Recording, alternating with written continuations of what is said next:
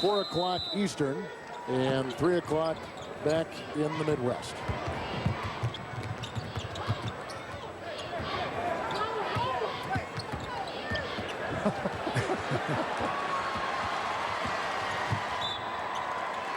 .5 left.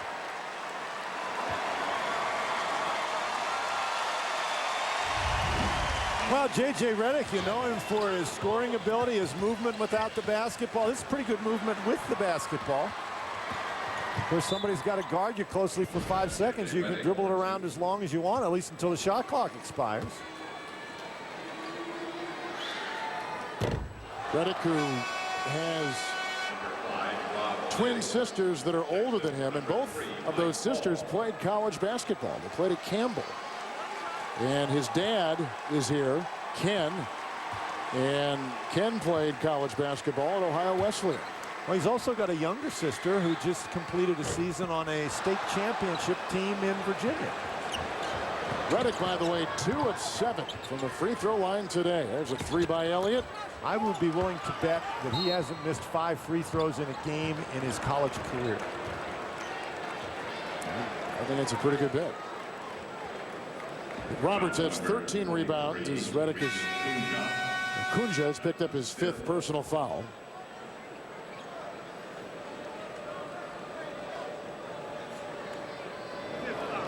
And Roberts will be at the free throw line for Duke, the ACC regular season champion and the ACC tournament champions. And Kevin, as you mentioned, after struggling at the end of the year, and Regis Kunja leaves the game. Only 3 points today, but a great effort. But you talk about Duke, and they were 14-0 in the regular season in the ACC. They were rolling, then they suffered a couple of defeats, but somehow they were able to get their mojo back in the ACC tournament. And I'll tell you, that first round game in the ACC tournament where they played the University of Miami, that was nip and tuck right down to the end, and J.J. Redick made a big shot. And that was really a very, very fine basketball game that they played against Boston College in the championship game. So Duke played well and had to advance through the ACC tournament. Redick and Williams will leave. The 2 seniors. Melchioni will come in with DeMarcus Nelson. Well, their last college basketball appearance in the state of North Carolina.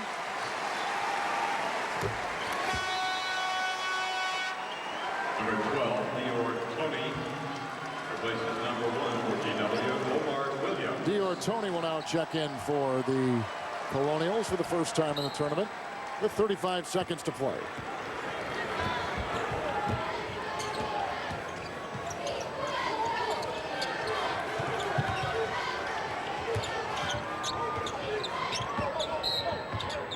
Carried the ball. Coach K, who is also going to be the coach of the USA men's basketball Olympic team. And that's one of the big reasons right there. That kind of success in tournament competition. You see Duke headed to their 9th straight Sweet 16 appearance. Greg Gumbel, we had an interesting game for a while here, and Duke is going to win it. Their 32nd win of the season. And they take care of the 8th seed, George Washington, as we send it to you in New York.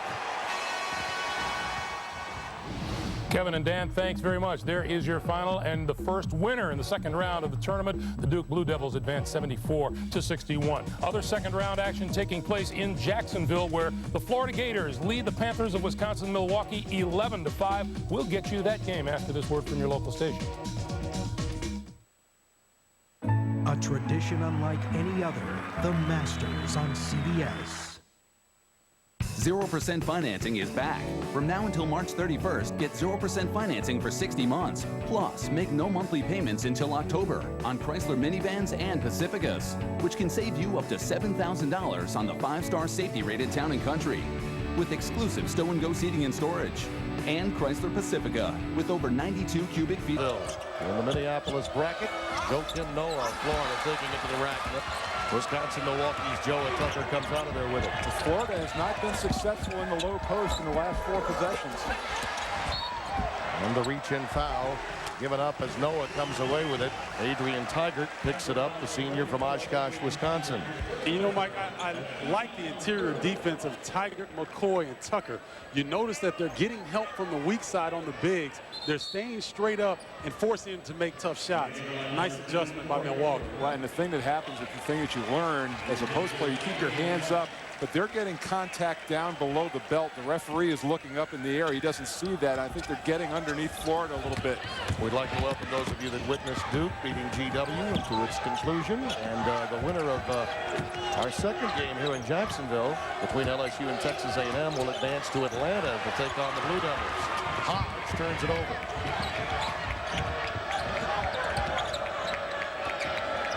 You know, when you're looking at film and you're trying to replicate what a team does, it's so hard to replicate the quickness and the intensity of the Milwaukee Panthers in terms of, especially on the defensive end. Reach-in foul, Torian Green, son of Sydney, picking it up. He's really been a key element to this Gators team this year, taking over for Anthony Roberson. You think of Florida a season ago and Roberson and Walsh. This team has had more chemistry from the very beginning of the season when they got out of the gates 17-0. They shared the ball well, and it started in New York when they beat Syracuse and Wake Forest in the coaches versus cancer class. He took his apprenticeship last year from Roberson in practice, and so he was ready to go stepping in. And there were a lot of question marks about this team. Would the sophomores be able to step up and fill the void? And I think that was answered very quickly for Billy Donovan. I like your term of apprentice, Mike, because both of us know that he was abused in practice, but I love the way you phrased that. Hill finds Tiger. That's a wonderful read by Chris Hill. And again, we talk about the seniors. No team in this tournament starts all 5 seniors other than Wisconsin-Milwaukee, but another key element in these mid-majors that have had a tremendous attack in the first 2 rounds of this NCAA tournament. Northwestern State yesterday, a classic example.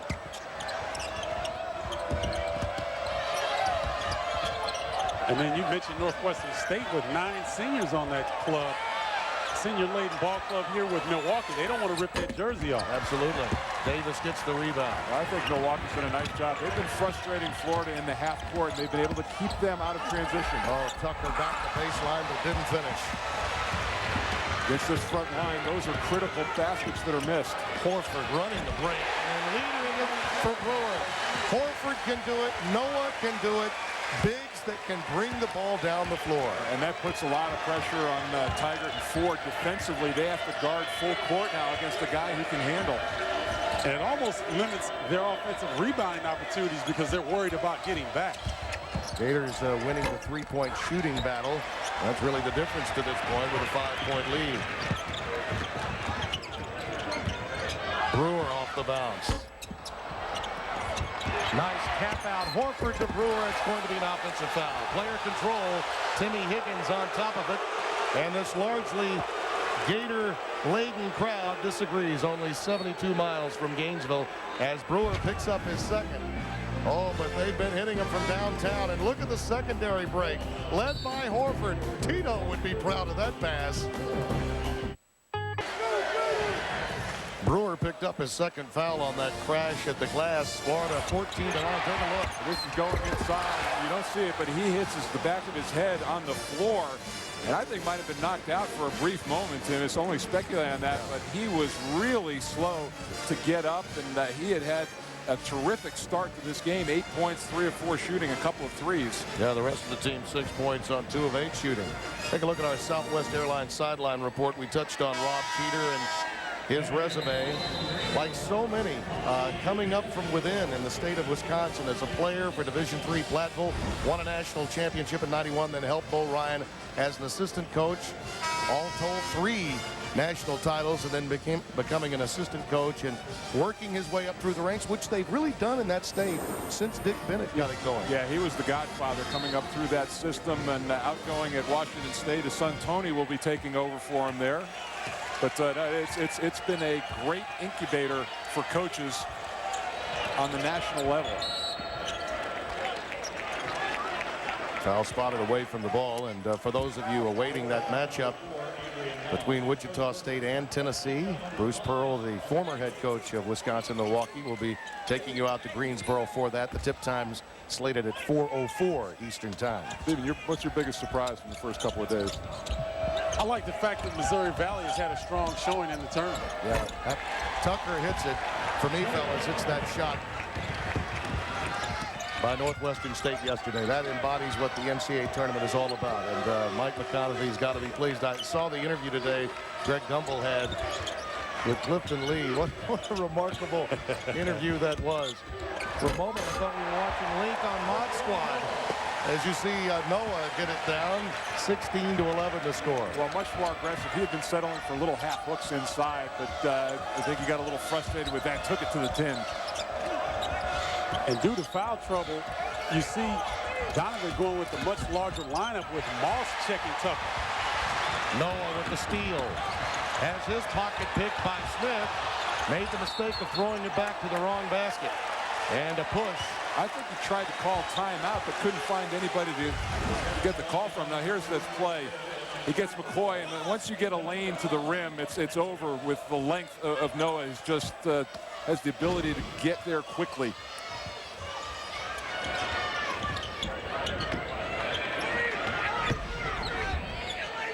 Like to see Florida take advantage of Moss. Maybe posting Tucker up and getting a little foul trouble on Joa. Moss got 5 inches on him, a little bit of size. Now he gets the switch and he gets Noah on him. Oh, a near pick. Avery Smith coming over trying to deny that pass to Torian Green. Moss.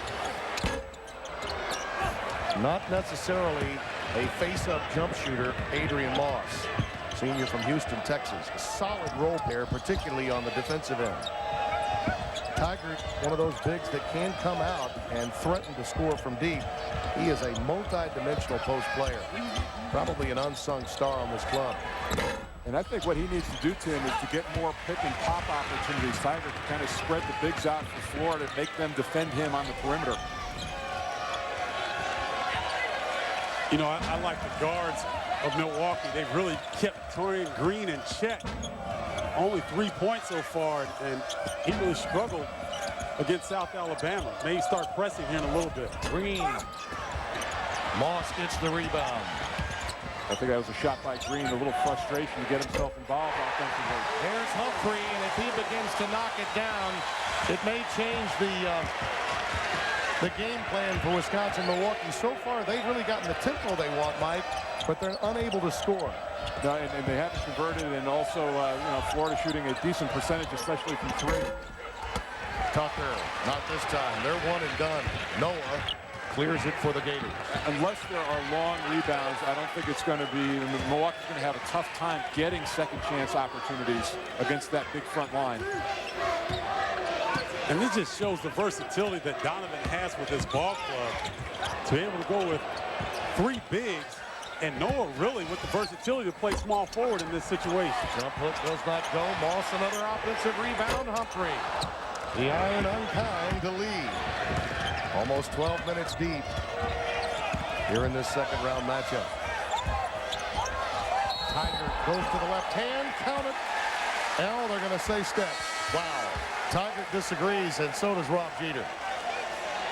And he's got a very tricky low post game, as he talked to us about yesterday. A lot of little flips, half hooks, very crafty inside, and just dragged the foot and took a little extra step. He surprises defenders, doesn't he?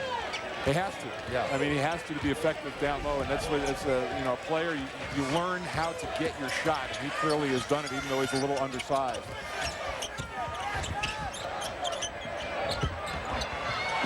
Noah too strong that time. Again, offensive rebound for Horford, and Tucker will pick up the foul. That's number 2 on Joa Tucker. Joakim Noah told us he hates tennis. No need for a racket. Give me the rock.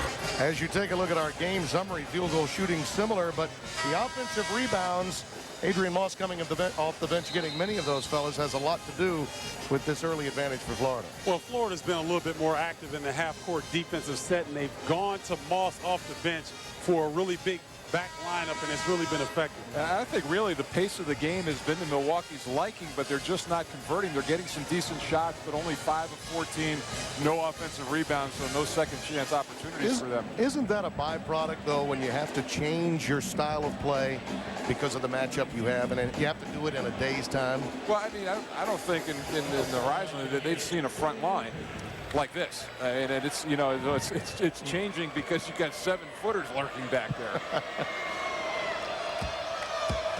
Horford at the free throw line, Tucker with 2, Brewer with 2. Vote for the Pontiac game-changing performance of this round. Nearly $150,000 of scholarship contributions is on the line.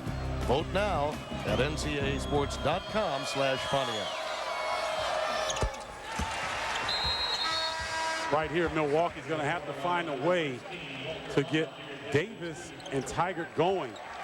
Boo Davis and Joa Tucker are combined 2 of 8 from the field with only 5 points. Their main weapons right now really silenced by this Florida defense. Coming out of the timeout, it's interesting, too, that Florida amps up the pressure, trying to put some distance between themselves and Milwaukee early. Alan Hansen is coming to the game at the point. Tucker, who got that second foul prior to the break, is now sitting down. So Boo Davis becomes option number 1. Inside Derek Ford, who does have some size, unable to finish. Horford clears. Wisconsin, Milwaukee again, 1 and done. Ooping, and there's Noah. Oh, like taking candy from a baby, that pass. Wow, he's got great ability to beat other bigs up the floor, and you know, you steal 2 or 3 layups like that, it really helps you build up your scoring average. That'll be an over and back. Florida extending their defense, and you can sense the stress now in Wisconsin, Milwaukee. This is a nice play. Torian Green just letting his big man get into position. I always like it when they reward the big fellas for getting up the floor. Yeah, you know all about that, don't you, G? I'm sure you play with plenty of guards that didn't reward the big man for the dirty work in the paint. Of course Spanarkel did. He's a member of the CBS Sports family. As you look at 1 field goal in the last 5-16 for this Milwaukee team. Well, he was a 2,000-point scorer, too, so he was getting his. Well, we look right now, and it's a dangerous deficit for the Panthers, and I believe they need to kick it up a little bit defensively, full court, as opposed to selling back in half-court defense.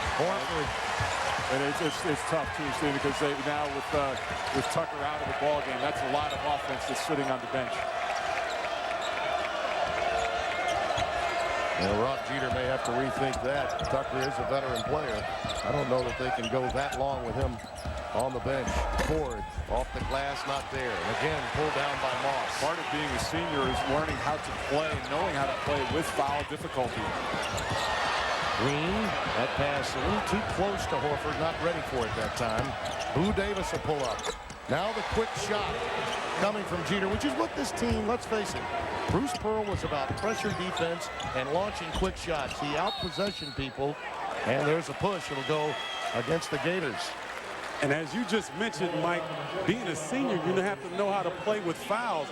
Torian Green showing his inexperience there with a quick 3 after Boo Davis just hit them for a 3. You'd like to see them take a little bit more time and get a better shot in that possession. At a certain point, you go back to your roots as a player, don't you? Yep. I mean, Wisconsin, Milwaukee looks up, they see the score.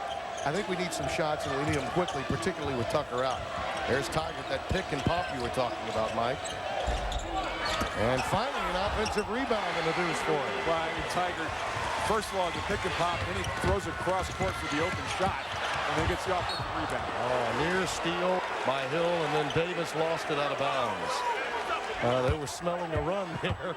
Hill and Davis smiling, giving each other low fives. We'll get the next one. It's a case of Davis, though. I mean, you're starting to build some confidence offensively, and you've got a potential another rush up the floor, and you give up a cheap turnover. Moss leaves the game. Chris Richard comes in. I mean, you talk about interchangeable parts. Adrian Moss comes out, and here comes Chris Richard onto the floor. Big number 32 in white, working in over Ford. Noah trying to keep it alive. Tiger clears it, gets it into the hands of Avery Smith.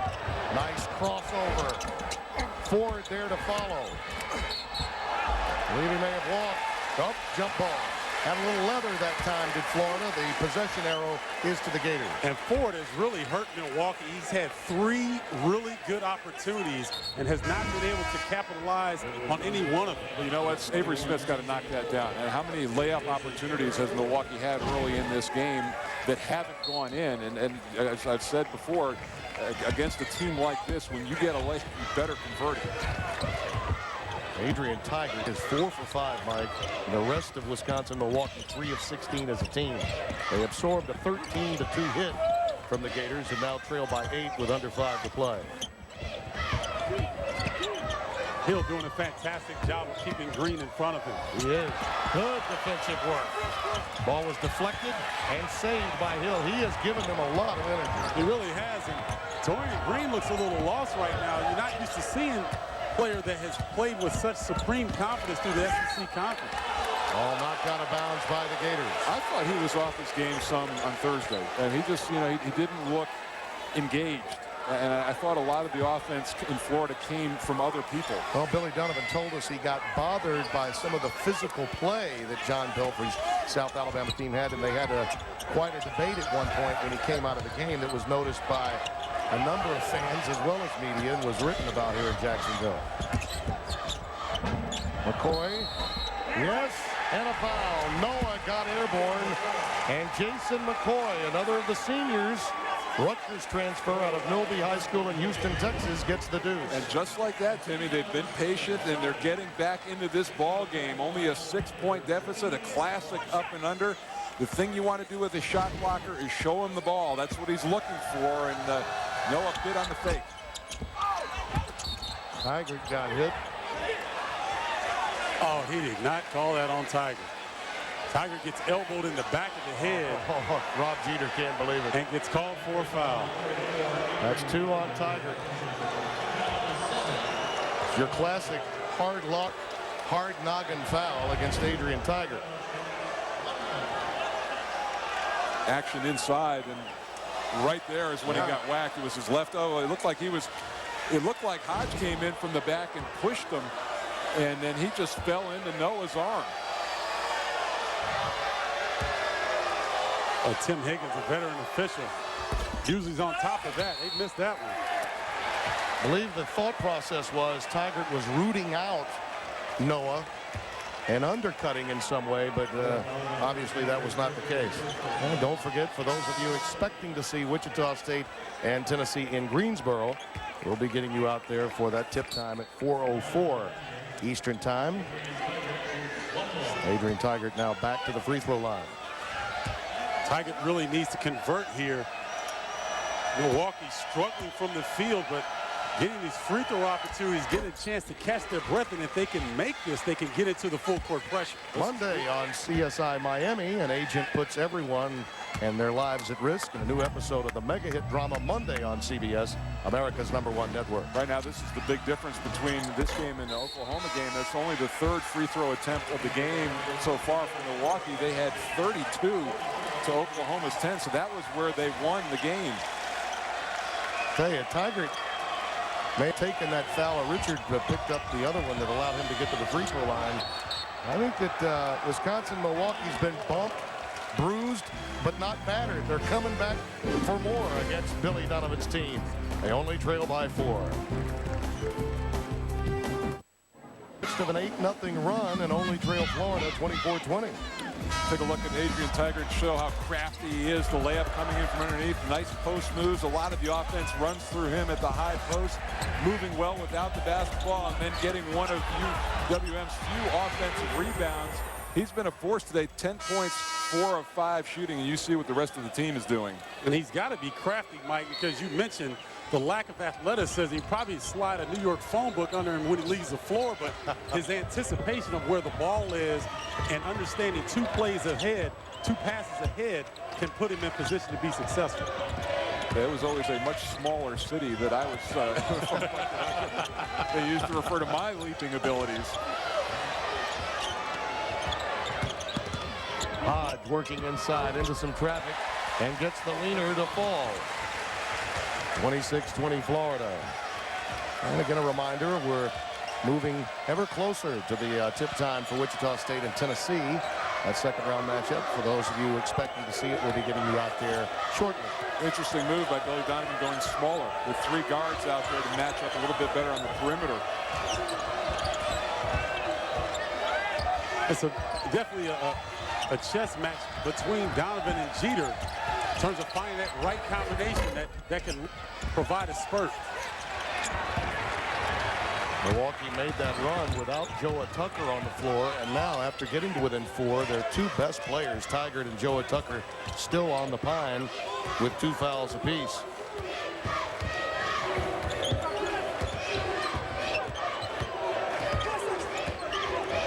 There's the lob. McCoy got in the way of it. I tell you, McCoy and Smith have made a difference since coming into the game. Blue Davis too strong. Ford came away with the rebound, but it was knocked away by the Gators. Timeout. 2:52 remaining in Jacksonville. Someone's going to the Sweet 16.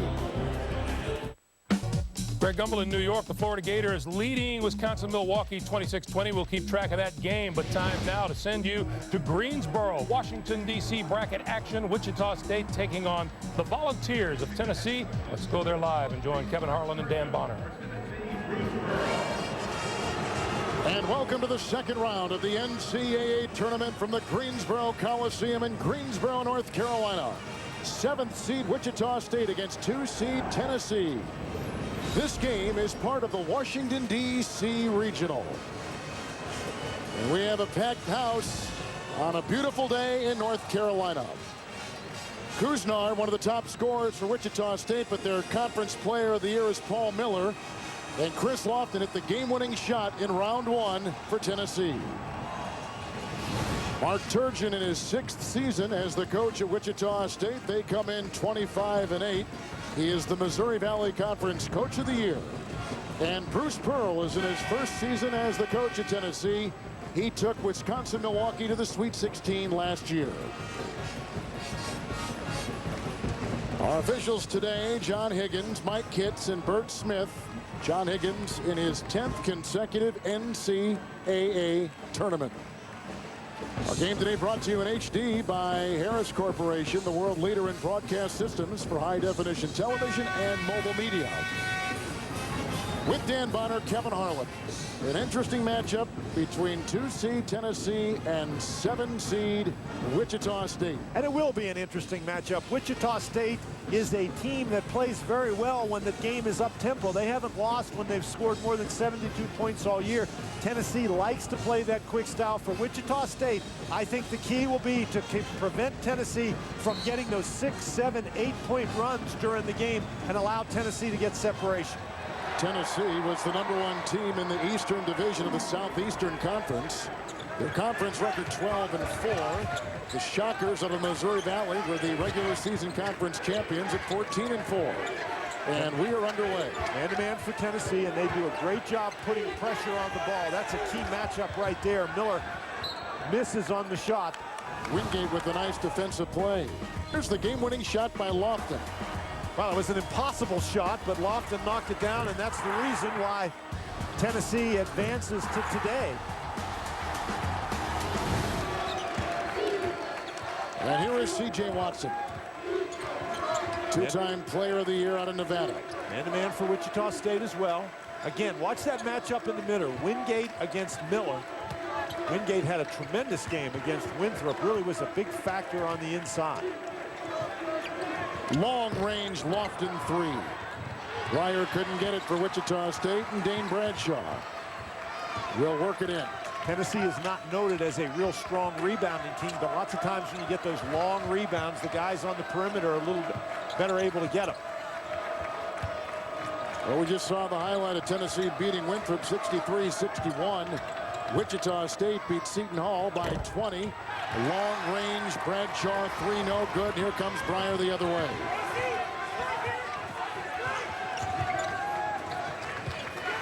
Kusnard to Miller. Knocked away with Bradshaw going up against Kusnard the other way. Another Lofton 3 attempt. Another miss. Well, Lofton can be a very streaky kind of guy. Generally, you can't leave him that open in transition. Wichita State dodged a bullet right there. Couisnard. He is a sophomore from Houston, Texas. He's a guy who's not going to light it up from beyond the three-point arc. He can score the three, but he's much better getting into the lane with a shot like that. He's a tough matchup today for Tennessee. C.J. Watson from Las Vegas maneuvers on Breyer, who gets the rebound to Watson miss. 3-on-3 with the trailer and Miller. There is a Tennessee foul. It's inside. It's on Watson for the first time. And the big guy inside for Wichita State, Paul Miller, he is the MVC Player of the Year, does a real nice job positioning his body, has real nice touch, passes the ball pretty well. Everything starts for Wichita State with Miller. They like to get him the ball early and get him going. He's missed a shot today and turned it over today, but on 2 possessions early in this game, the ball's gone inside to Miller. 5'11" Breyer at the free throw line, a sophomore from Belton, Texas. We said this the other day, but if there was a player on this team which played like their coach, Mark Turgeon, it's Breyer. He played like Turgeon did when he played for the Jayhawks in the late 80s. Breyer does a real nice job keeping the game under control, helping Wichita State to play at a pace with which they are comfortable. Andre Patterson.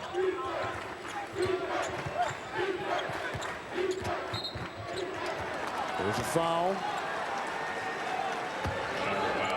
And O'Geary picks up his first. You take a look at Mark Turgeon, who played under Larry Brown and then coached a little bit for Coach Brown at Kansas and then under Roy Williams at KU. Somebody asked him if he had talked to Roy Williams or to Larry Brown, who also coached under with the Philadelphia 76ers, if either one of those gentlemen had called him to congratulate him. He said, no, they haven't, but if they had called him, they'd have probably said, it's about time. Why didn't you do it earlier? Lofton. And he had the defense of Couisnard right in his face, and he hits his first. And Lofton very aggressive on the offensive end early in the game, unlike the second half against Winthrop, where the only basket he made was that game winner. So that's a good sign for Tennessee that Lofton's looking for a shot early. Wilson had it knocked away. Lofton poked it out of his dribbling right hand, and here comes Andre Patterson, who was terrific in the first game. And Bradshaw scooping it up. And gets his own miss and tries again, and there to put it down, Major Wingate. Boy, Bradshaw just really likes to mix it up on the inside. He's got a bad wrist. It's hard for him to grip the ball. He's going to have surgery after the season on that wrist. Really impressive that he can do that. And here's another turnover. This is exactly what Wichita State does not want to do against Tennessee, although the traveling violation there will give it back. Bradshaw was taking inside one of these great guards for Tennessee. You can see him with the little left-handed flip shot right there, and this is really painful for Bradshaw, trying to struggle with that ball. Gives you some idea of his strength and toughness that he's able to rip it out of there with that bad wrist, and then Wingate tips it in. Karen Bradley has come in for Wichita State. He played at Marquette, the transfer. He's got the ball right now. Ryan Martin also in the game for Wichita State. Couisnard with 3. See, just like I said, he's not a real big three-point threat. I knew what you meant. I knew what you meant. Wichita State has 6 guys on this team, Couisnard among them, who have scored 10 or more three-point baskets this year. So you have to defend them on the perimeter. And Breyer picks up a foul, trying to watch C.J. Watson down low. Breyer picks up his first. A 3 right here, the first of the day for the Shockers. Wichita State had their first NCAA tournament win Thursday in 25 years, returning to the tournament for the first time in 18 seasons. They took care of Seton Hall 86-66 on Thursday for Coach Mark Turgeon. Tennessee will inbound. And Andre Patterson. Well, that's great defensive work. Team defense by Wichita State, dropping down, forcing Patterson into a very, very tough shot. Tennessee has started 2 of 9. Wichita State has hit a 3. They are 2 of 3 from the field. 7th seeded Shockers, 2nd seeded Volunteers. Wilson for three. The Illinois transfer gets it right between the eyes and gives the Shockers their biggest lead. We talked about the ability of Wichita State to have so many guys be a threat from beyond the three-point arc. They average about 7 threes a game, score 30% of their points from out there. Patterson is screened, Lofton at three, and he's nailed his second triple. Lofton has now, as you say, made 2 of those. Out of bounds, Lofton was defending.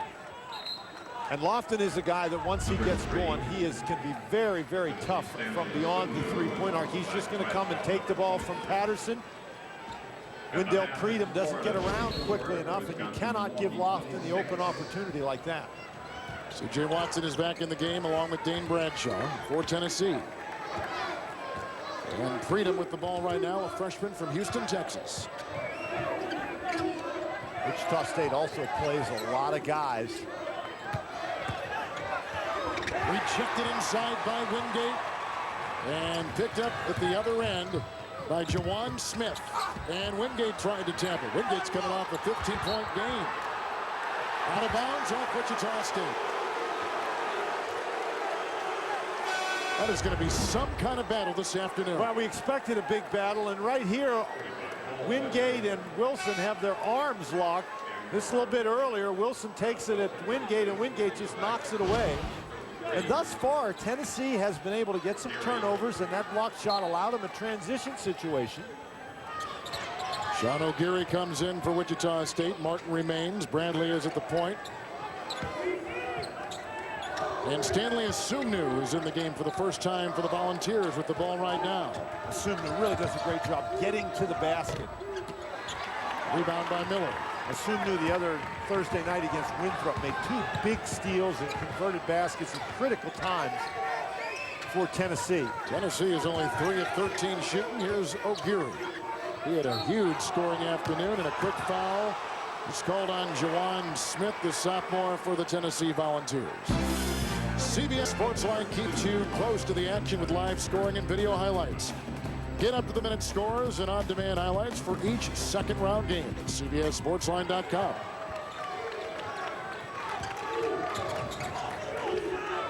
Kayrin Bradley. Rebound by Smith. Man-to-man defense for Wichita State. Miller back in the game now.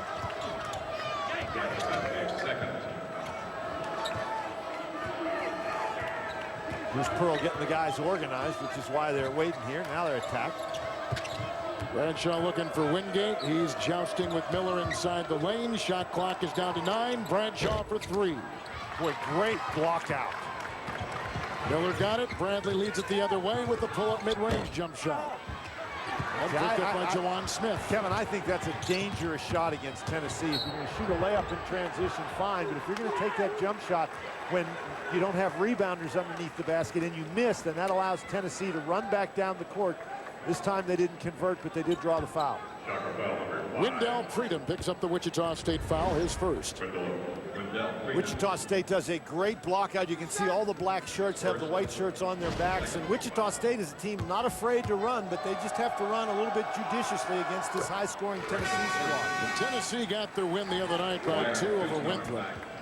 It tied for the second most wins in school history. They now have 22, and you got to go back to 2001 to find that number.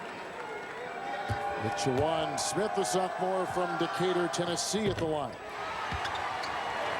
And we saw Lofton earlier. He's on the bench, and they don't lose much, at least offensively, when Jawan Smith comes in the game. He's also a great shooter, and there, the pressure produces a turnover.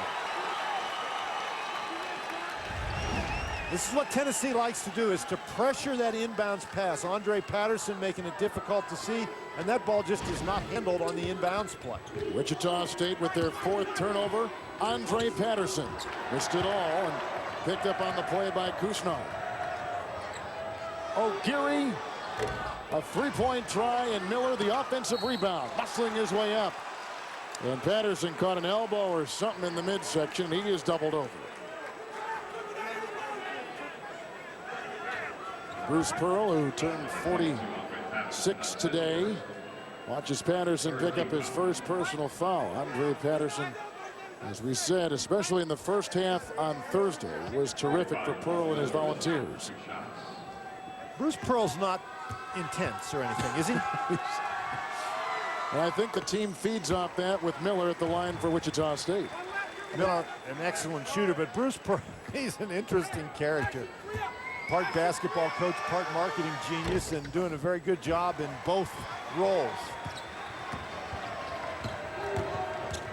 Wichita State is led by as many as 5, and Tennessee is led by as many as 1. Missed shot outside by Smith, and an offensive rebound by Asumnu.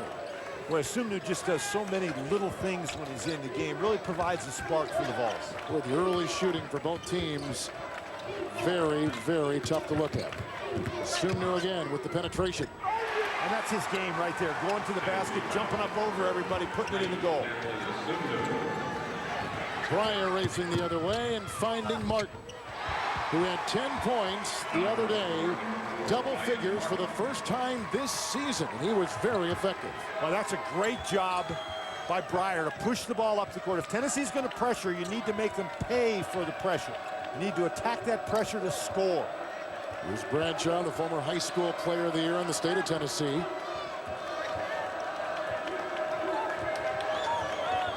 And C.J. Watson. Couisnard had it. Asumnu knocked it away. 11:34 to play in the first half.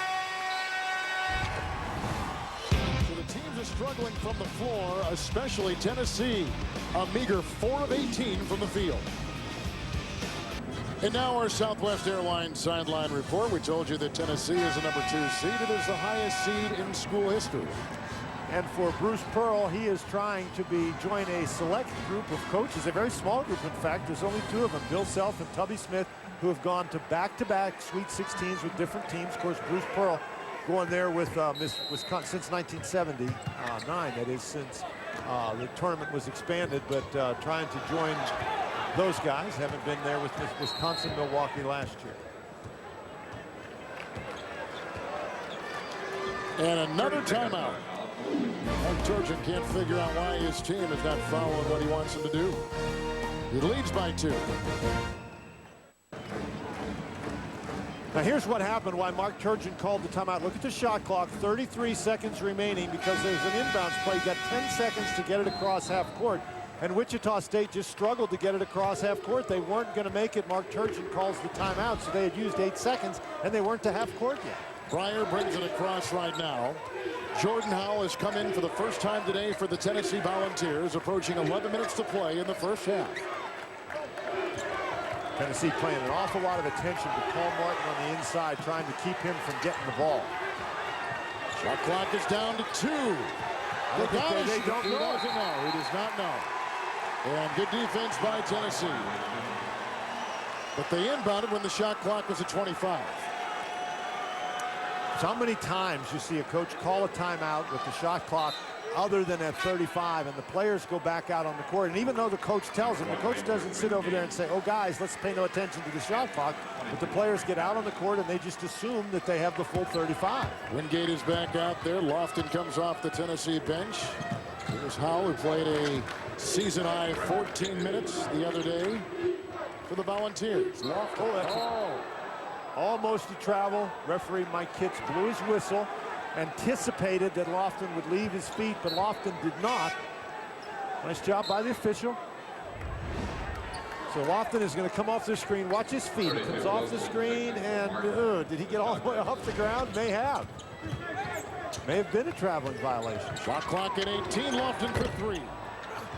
Asumnu just about tap that in. Wilson grabs the Wichita State rebound. Breyer racing the other way. Boy, Asumnu manages to be right around the basketball, doesn't he? Breyer with the sexy move and rejected by Andre Patterson of Tennessee. Well, Patterson and Wingate are pretty good shot blockers, and Patterson just tracks him all the way across the lane. You can see Patterson follow him. I don't even know Breyer knows he's there. Patterson at 6'7", long arms. Miller against Wingate. Snapping it to Breyer. Wilson for 3. And that is the third three that Wichita State has canned in this game. What a great job by Breyer to make the extra pass. The defense was going to have Breyer covered, but he made one extra pass. Wide open shot for Wilson, who started very, very well today. Well, the Shockers have equaled their biggest lead until that bank shot right there by Wingate from outside. He is a junior from Florence, South Carolina. It's one of those ones where if you're Bruce Pearl, you just turn around and you look at your assistant coach and say, who told him to shoot that? Miller, who tried to bank it. Rebound by Patterson. Miller's generally pretty tough with that shot, makes almost all of them.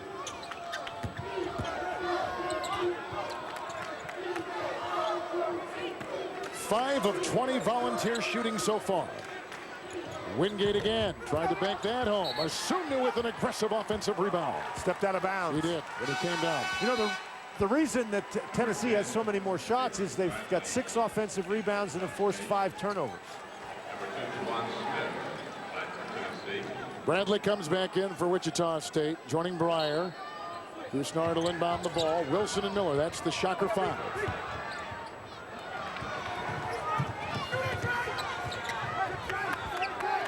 Oh boy, Miller wide open inside against C.J. Watson, calling for the ball. His teammates didn't see him. Now Wingate has a chance to get back and cover him.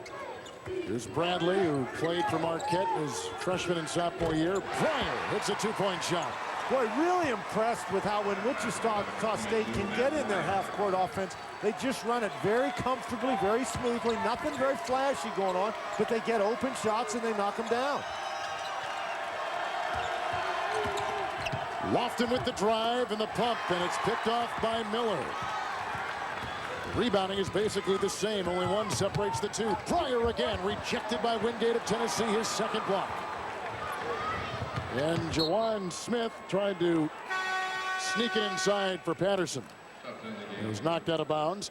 Tomorrow on 60 Minutes, most American cities rely on the feds for protection from terrorism. Not New York, though. What's happening instead? Well, we'll find out on 60 Minutes tomorrow here on CBS. Lofton, Smith, Watson, Wingate. Lofton with the ball. Patterson with it. He's the 5th volunteer. Spinning on Martin. That's a nice play. He's got a couple of inches on Martin and is able to take him to the goal on the same side as Lofton, so Wichita State not wanting to help. Breaking the pressure again. Freedom is in. Wilson lasers it inside for Martin. Boy, nice pass.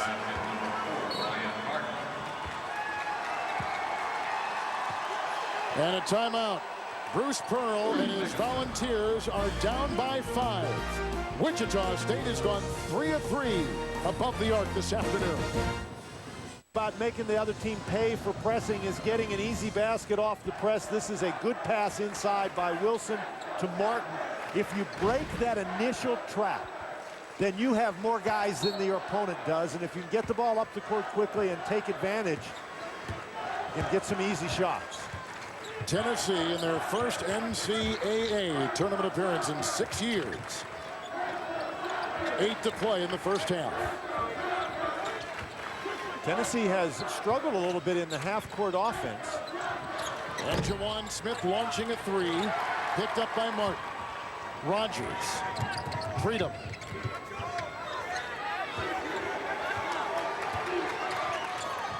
They have one starter on the floor right now. It's the guy with the ball, Wilson, who tried to hook it inside a congested lane and out of bounds. It ricochets. Tennessee has only hit 1 3. They trail by 5. Studios for a tournament update over in Jacksonville. The Florida Gators with a 43-31 lead on Wisconsin-Milwaukee. And the Gators today can probably best be described as steady and relentless. And tall and active and really starting to run away with this. The size advantage they have inside. Joakim Noah has been terrific at both ends. Corey Brewer has been outstanding, but it's the size. They're defending without fouling, and their size is taking a toll on the smaller Panthers. Yeah, again, just a very comfortable game for Florida. Joakim Noah right now, 11 points and 4 rebounds. And like Clark said, it's their size and their athleticism up front that's really bothering them. Wisconsin-Milwaukee really needs to get Joe Tucker going. Remember, he had 24 points against Oklahoma. A lot of those are from the foul line. Right now, he's got 9 points. A little bit better here in the second half. but he's the one who's capable of kind of escaping Wisconsin-Milwaukee, but they're going to need some help from the Gators. Gators shooting 52% in this game so far. Wisconsin-Milwaukee rose up to beat Oklahoma in the first round. Is it a little too much to expect them to rise Well, what up happens when you go to the second round? The higher-seeded teams usually are settled in. They get comfortable. They feel like that one game is under their belt, and they really start to play at the level that got them that high seed typically. And that's what you saw in Game 1, Duke, George Washington, and now you're seeing a little bit of that here with Florida. All right, guys, we'll keep track of that game. Let's get you back to Greensboro, where Wichita State has a 2-point lead on second seed Tennessee. We rejoin Kevin Harlan and Dan Bonner. We've had a couple ties and a couple lead changes. Moments ago, Lofton hit a three. Here he launches another one. Another three by Lofton with the game-winning shot 2 days ago. Fresh on his mind. And that's the way Tennessee wants to play. They'll steal the ball, knock down the three. So Tennessee on a little bit of a run right here. Mark Turgeon told us yesterday that they had to prevent Tennessee from getting those 6, 7, 8-point runs, and that's what we're seeing right now. So Lofton, the first team All-Southeastern Conference selection, has put in the last 6 points and given Tennessee their second 1-point lead. Kusnard tried to release it. And a foul inside on Wichita State. Kusnard picks up his first. Now, we talked about Lofton. This is after the steal. The defense can't find him in the scramble situation, and you simply cannot leave him open. Martin will check out. Miller comes back in for Wichita State. You can see Wichita State shooting about 39%, Tennessee 31%. Lofton has now made 111 three-point baskets on the year, shoots 45% from out beyond the arc. Wingate with the close-in miss, and Miller there to rip down the rebound. He's already collected 5 rebounds for the Shockers in this first half.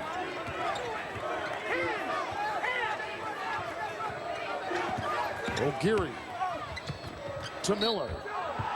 Nice defense by Patterson, but they're going to call him for a foul. The UCLA transfer picks it up. Number 2 on him.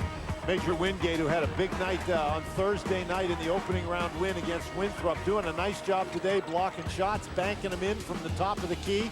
He keeps playing that well. They're going to promote him to colonel.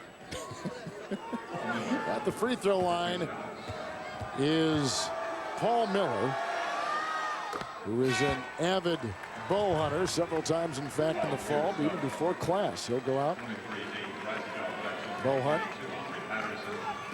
Tied again, third time. Wichita State has led by 5, 4 different times. And Tennessee out there with C.J. Watson back in the game. Asumnu, Wingate, Dane Bradshaw, and Lofton with the ball. Another 3. Look how far away he launched that one. I mean, that might have been a little too far, Kevin. Well, he's obviously feeling confident. He's already hit 3 3-point shots. He's hoisted up 7. Boy, nice catch and a move by Wilson. That was not the greatest pass in the world, but how efficient was he just catching it and taking it to the basket?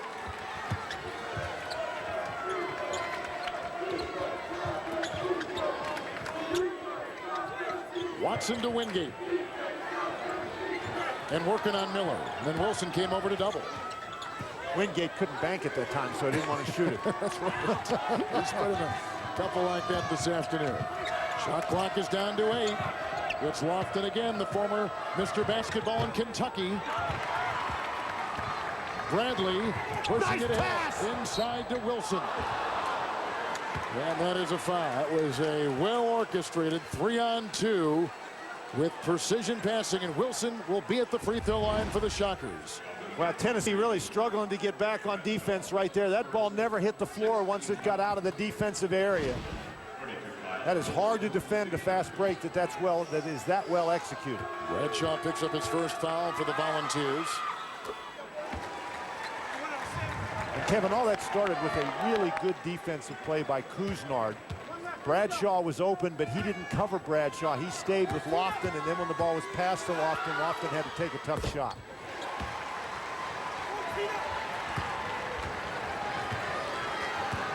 Tennessee won their first divisional title in the Southeastern Conference since the 2000 season this year.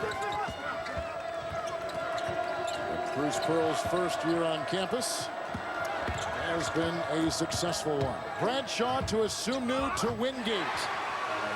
And they stuck with it. And now 6 for Wingate, who had missed his last 2 shots from inside. Here's Wilson, who's a licensed pilot as he tries to navigate the floor. Finds Kusnar. He doesn't have to run into as many things, or at least he hopes he doesn't run into as many things when he's flying. He sets a screen there for Kusnar. Got a mismatch inside with Miller against Dane Bradshaw. Wilson for 3. And Kusnar had it and stepped out of bounds. It's tight. Both teams have hit 3 above the arc. And Wichita State leads by 2. Are holding the lead on Wisconsin-Milwaukee. The Gators have been steady and strong, and yet throughout all of that, Wisconsin-Milwaukee has shown an unwillingness to go away. Well, they haven't gone away, but Corey Brewer having a terrific game in every aspect of the game for Florida. Wisconsin-Milwaukee, even though they're just down 12 and they can spurt a little bit, they've missed a number of in-close shots that could have them closer than they are.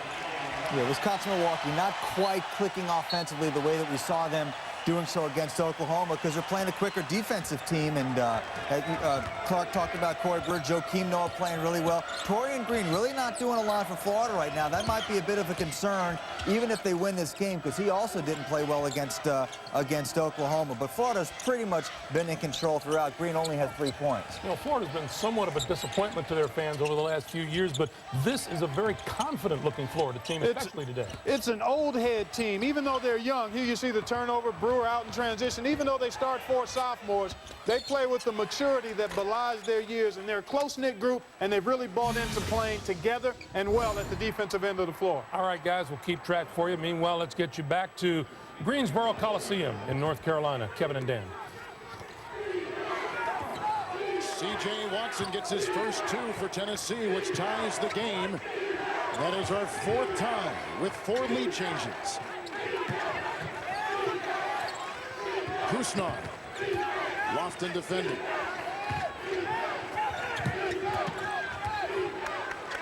Well, the shot clock now down to 7. A long-range 3. O'Geary is short. Tennessee has the ball. Tennessee did a great job preventing penetration by Wichita State. They really like to penetrate and kick it back for the 3. Lofton another 3. His 8th try. With 2:11 to play in the first half. Bruce Pearl's team noted for its ability to play defense in the full court situation, but here in the half court situation, you can see they hold everybody out on the perimeter, so there's no black shirts around the basket when that ball comes off the rim. We talked about steals for the Volunteers. They have 3 players in the top 7. And O'Geary slips behind that defense and scores a very easy basket. Nice pass from Miller. So I think Watson has a little bit of an edge against Breyer. He could probably take him to the basket and create some opportunities. Remember, Danny got in foul trouble on Thursday. And then he came back in, and the team really caught fire. Well, he was a big key. Well, that was there trying to throw a lob pass to Asumnu, and he didn't realize they were doing it. And Martin out of Kansas City, Kansas, picks up the loose ball, and O'Geary tried to throw it inside, deflected out of bounds. Bruce Pearl's Volunteers down by 2, coming up at the singular at the half. Greg Clark and Seth will take a look at the UW-Milwaukee Florida game. Then they'll give you a good catch-up on the latest tournament news, plus the Singular Naismith watch update. That's all coming up on Singular at the half from our CBS studios in New York. Breyer is out, Bradley is in. With O'Geary and Martin, Wilson, Kusnar, the Shocker 5.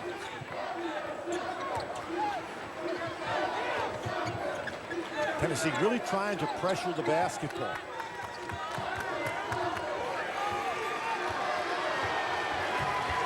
Single digits on the shot clock again. O'Geary, Wilson, Wingate with another swat.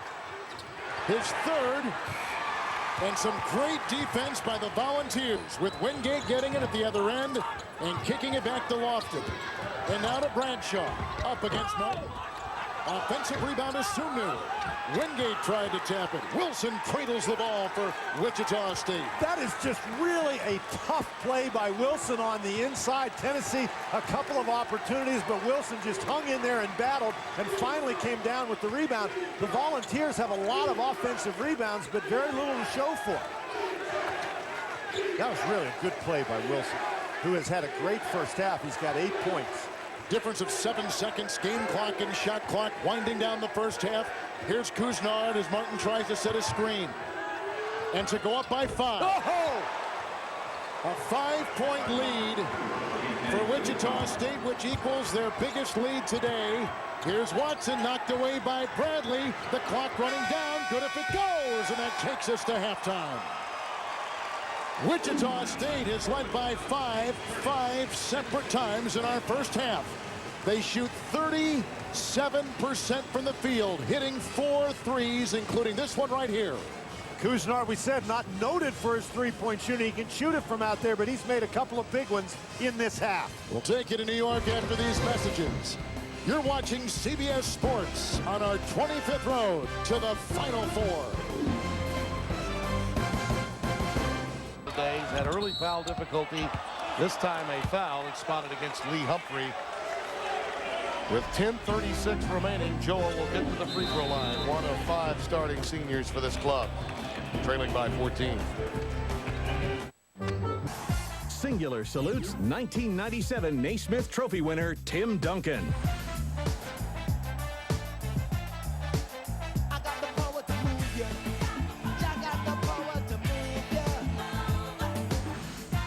Now text PLAY to 87654 for a chance to take the court with Naismith greats at the Final Four and take a shot at $5 million. Montgomery, Florida has upped their lead to 14. And fellas, I look at what's going on with Wisconsin, Milwaukee. Somehow, some way, the stars of this team, Tucker and Davis, have got to get more involved. I mean, Adrian Tigert's having to do it all on his own. He's got 21 points. The rest of the team has 21 points, Stephen. It's never too late to be a great player. They need their guys to step up. And he's having a day reminiscent of what Jerry McNamara had the other day, really not being able to score. And you look at the numbers right there, just really struggling with his shot selection, and he's getting abused on the other end with the mismatch. Lou Davis and Joe Tucker combined for 50 points on Thursday, only 10 so far today. But look at the coverage. You got 6'8" Brewer on Boo Davis and 6'11" Noah on Joe Tucker. I'm sure they've never seen defenders like that before. Their length is really bothering them. It's tough cover. Chris Richard whistled for the foul. That's his 4th. Becomes the first Gator with 4 fouls. Al Horford, who has 3, will check in for him. They're having some difficulty dealing with Adrian Tigert and his motor. And Tigert obviously affected on the defensive end with his 3 fouls, but playing very strong on the offensive side. Davis again slashes into the paint, only to have it come right back in his face, courtesy Joakim Noah. Green to Horford. That's how you get back in the game if you're Terrence Green. To push the ball up the floor and create opportunities. Have your teammates get off, and then they'll slack off of you and give you opportunities. That's an air ball, but it's retrieved by Davis, and the foul will go against Lee Humphrey. Here's a way to start a break. Yeah, just a great defensive help. And Noah has been ranging all game long in the paint, and then the great look. And it's like, you know, we talk about bigs. All of them can run the floor. On one end, Noah triggers it, and Horford cleans it up on the other end. It's interesting. We talked to coaches yesterday about those two roommates together. Horford stoic, Noah very excitable, and actually they balance each other out very, very well. Yeah, they call their home the jungle. There are 4 of them together. One side, the side with Noah and Horford is known as the jungle. Horford was very quick to point out that there's not as much Dominican Republic paraphernalia on the walls as there would be African paraphernalia hanging from the walls, and it all belongs to Joakim. When Noah gets too hyper, Horford calms him down, and when Horford's too removed and stoic, Noah gets him amped up. So it's a good mix, good combination. Then you got the pretty boys in the next door, Victoria Green and Corey Brewer, like to be a little bit more immaculate with their pad, like they call the Palace. Yes. Brewer lost his dribble that time running the curl. Got into the hands of Alan Hannon. Boo Davis quickly gets it to Tucker. Nice interior pass. Tiger gets it outside to Hanson, who rattles it home. He's made a contribution in this game. Nice inside-out work by Tiger. Again, Horford, nothing Adrian Tigert can do playing with 3 fouls. Well, the floor spacing of Florida allows them to get those one-on-one matchups in the paint. And there's just not enough time to come and help off of those weak side shooters. Hansen again. That ball was deflected by Brewer. He got a hand on that one. And the foul spotted as Torian Green is tagged by Chris Hill. And how about the ability of Corey Brewer? Fell down on one side of the floor. It was swung around, and he's long enough and quick enough to get over and block that three-point attempt. And Corey Brewer holding that head, fellas. He leaves the game. I think he may have gotten dizzy again. We got a couple marbles loose up there. Probably got hit trying to fight through one of the picks along the baseline. Anybody that rubs too close to Joe Tucker's going to feel some pain. Jason McCoy back into the game for Wisconsin-Milwaukee. They're hoping he can play a little better defensively in that interior. Tigert offering little because of his foul difficulty. 17 points in 17 minutes of action for Corey Brewer this afternoon. He is grimacing. Well, you know what? It's how many times or how many, it's often you see that a great defender also can give you scoring on the other, and a lot of times you leave it all on that end of the floor. And Tucker, he's done a number on today, 1 of 10 shooting for Joa, so just getting it done at both ends. Well, we talked about this, but this is the dilemma for teams like Wisconsin, Milwaukee. They dominate their conference, but when they come up against, as you said, Mike, one of these BCF conference powerhouses, they see athletes that they are not accustomed to seeing. Corey Brewer at 6'8", as slight of frame but so quick and long, really provides problems that they're not used to seeing. Yeah, that's why I thought that Oklahoma was the perfect matchup for them, especially with their bigs who are more plotting and play a slower tempo. Joa Tucker picking up the foul, his third. Joakim Noah back to the free throw line. As we look at Tucker, his old school that he transferred from Bradley did a number on Kansas, one of the hottest teams in the nation coming into the NCAA tournament. Bill Self 1 and out in consecutive years. And Kansas, one of those young teams that really dialed in the month of February, similar to North Carolina, really one of the hotter teams coming into this NCAA tournament. You touched on it, Tim, and I think for the most part, Duke's a little bit of an anomaly this year. But you may not ever hear the word old with the major conference schools. Yeah, they may have to win it with younger guys. Absolutely. The adjustments that guys like Billy Donovan have to make in the sport are completely polar opposites of what Rob Jeter deals with at Wisconsin-Milwaukee. And by the way, both seem to be comfortable with it, that they have to do it that way at that particular institution or conference that they may be in. Well, and they're tapping into the nation's best, and typically the nation's best are looking to go to the next level. Horford gets the roll. Al Horford makes it a 64-47 game. Humphrey gets called with a hand check against Boo Davis. And Rob Jeter applauds. Anything to stop the clock and extend this game. Take a look at how the conferences have done in this tournament. The ACC 5-0 at this point. The Southeastern Conference losing only Arkansas to Bucknell, who's next up for Memphis, which ought to be an outstanding matchup. The Pac-10 is 3-1 early on. And, the Big East lost a couple. I think fans have to realize, though, now the Big East is really not a conference, it's a section. I mean, that's a sectional qualifier that they have in New York the week before the NCAAs get underway. 16 teams, and they don't all play one another. And it's very interesting that you saw on that page there that 2 teams that had tough conference supposedly. So the Florida Gators showing themselves to be just a little too talented, a little too strong for Wisconsin-Milwaukee. 7:53 to play in the second half. Florida leads it by a score 64-57. Earlier today in Greensboro, Duke looked pretty good against GW. Duke looked really good against GW, Greg. J.J. Redick, of course, a big reason why. That was the first bucket of the ball game. Very important that he got off to a good start. He ended up with 20 points. He was 4 for 9 from behind the arc. GW just didn't have an answer defensively, and Duke got some nice contributions from their so-called role players. That's the senior, Sean Dockery, coast to coast. He had 6 points. A great game for Josh McRoberts, dropping the dime to Reddick. That put him up by 18 at that point. And why not? JJ again for 3 points, and they ended up winning by 13. It was a very comfortable game for the Blue Devils. All right. Meanwhile, we thank you for joining us here on Singular at the half. We'll send you back for the second half of Tennessee-Wichita State after this. CBS Sports presents Singular at the half, sponsored by Singular, raising the bar. To the true fan, the whole year comes down to just one weekend. Since 1989, Coca-Cola has provided more than $35 million in college scholarships. And as the NCAA's first corporate champion, Coca-Cola proudly supports 88 NCAA championships in 23 sports for 360,000 student athletes every year. Satisfying a thirst for learning, both in the classroom and on the field. The Coca-Cola Company and the NCAA. Go higher, baby.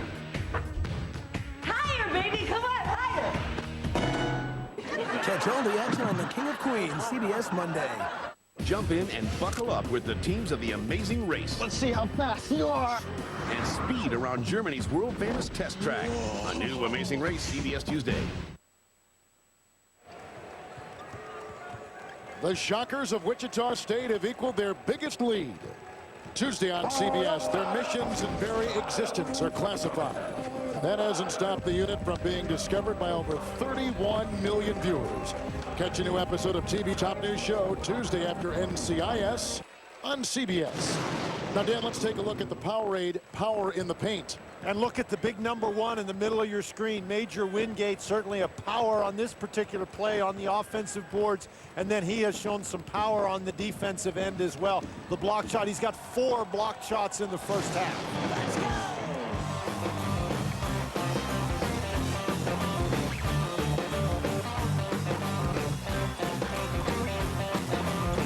And March Madness continues on CBS.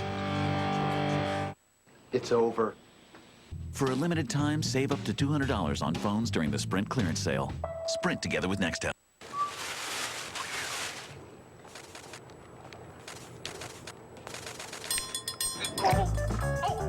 With MLB 06 The Show, you can be king of the diamond. Get drafted with career mode to play for your favorite team, where your skills will earn you a spot on a major league roster or keep you in the minors. The new season mode tests your commitment with multiple seasons and lets you build your dynasty. It's time to play ball. Welcome to the show. MLB 06 The Show on the PSP system, available now at Walmart. Rated E for everyone. Walmart. CBS Sports exclusive coverage of the Men's Basketball Championship is sponsored by the National Association of Realtors, Enterprise Rent-A-Car, Southwest Airlines, and by Cadillac.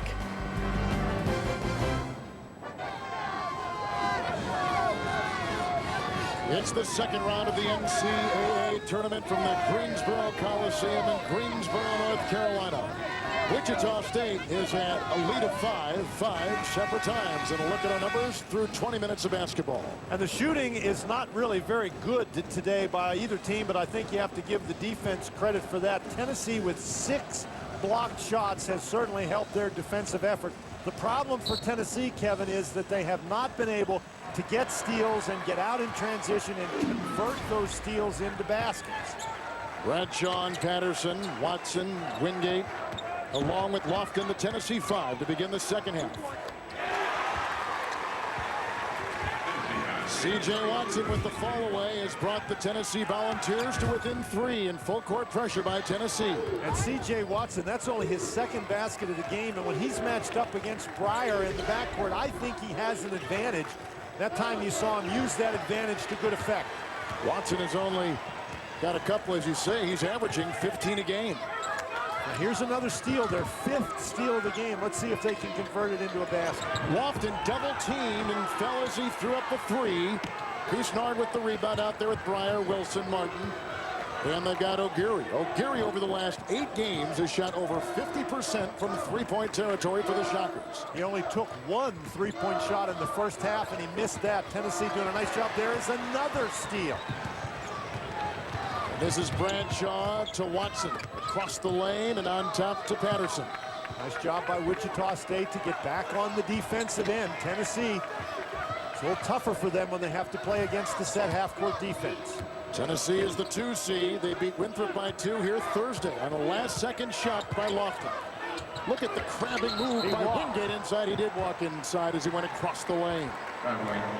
This is the Washington, D.C. bracket. Winner of this game will advance to meet the winner of George Mason, North Carolina. That game will occur tomorrow.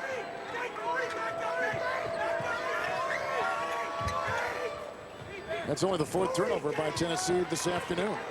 And you saw that time Miller came up to try to help out against the pressure. Tennessee has really given Wichita State problems getting the ball in bounds. 9 turnovers for the Shockers so far. Wilson against Lofton.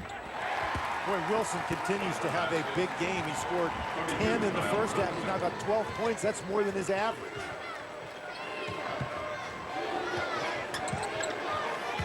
Again, Miller trying to keep Wingate out of the lane. And he bulldozes Miller, and Wingate finds 2. He had 15 points, did Wingate on Thursday. A very good game. Boy, you're right, Kevin, just bowled his way to the basket that time. Kusnard for 3. That's his 3rd of the game. He hit the one to end the first half, and Wichita State continues to be very efficient on offense. They've got their biggest lead. He is 4 of 5. Lofton backing up to think about a 3. Watson.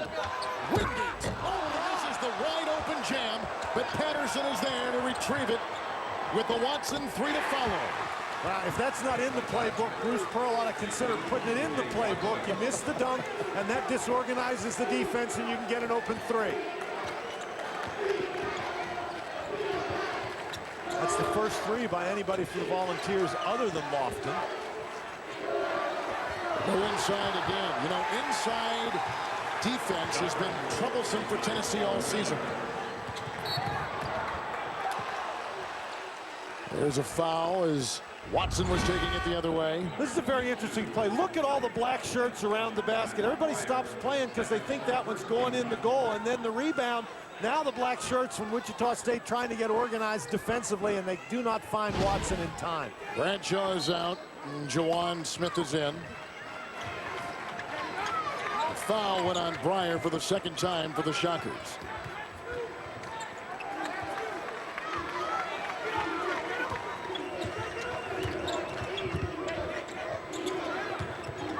Jawan Smith.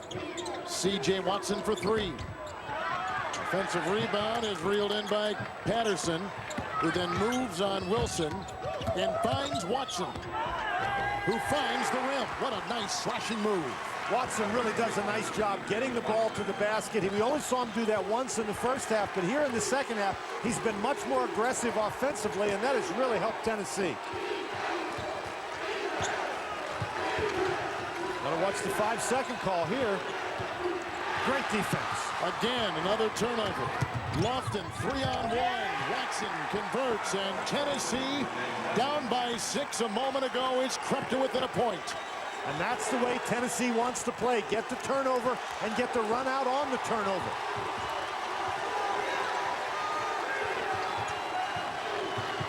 Nice pass, and it goes from Kusnard into Miller. Kusnard with the rebound, and then a rejection inside by Andre Patterson. He picks up the Volunteer foul. That is his 3rd. Some kind of move as Tennessee continues to chisel away at that Wichita State lead. To the true fan, the whole year comes down to just one weekend. The 2006 NCAA Men's Final Four. In the biggest ticket giveaway in NCAA history, only Pontiac is sending 100 fans to see it live. You have until Monday, March 20th to get to your Pontiac dealer. Get your ID number, log it in at ncaasports.com/Pontiac, and see if these seats will be yours when the Final Four comes down to just one. Pontiac, official performance machines of the NCAA. I want to go over a few things before you leave for Oslo. 80 gig, titanium, Wi-Fi, secure. Should you find yourself sans laptop, check in this. Bluetooth, broadband, built-in camera. Secure. If it's on our network, it's secure. Encrypted, hacker-proof, titanium. It's a pen. Security, powered by Cisco. Left to topple number 3 Iowa. Number 4 Cameron Bennerman of NC State hits the 3 with 33 seconds remaining as the Wolfpack dispatched number 7 Cal. Take action and vote now at ncaasports.com/Pontiac and choose your favorite performance. Pontiac will donate $5,000 to the winning school's General Scholarship Fund. Introducing Papa's new Perfect Pan Meats Pizza. Our golden pan crust, deep and square, piled with pepperoni, sausage, ham, and bacon, with a zesty new Robusto sauce. Try a large Perfect Pan Meats Pizza for just $12.99. $12.99. Call now or order at papajohns.com. We'll deliver. Better ingredients, better pizza, and now a better pan. Papa John's. Yeah, we got it.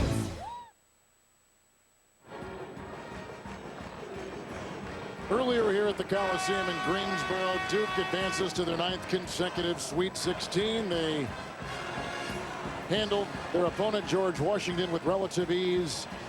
And this is our 2nd game in Greensboro. Duke is in the Atlanta bracket.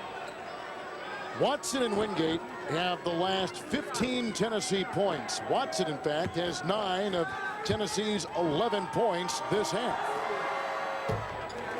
And I think it's very important for Tennessee that Watson get involved offensively. Very quiet in the first half, only had 2 points, and with Lofton scoring well, he had 11 in the first half. Watson can really help him if he gets going.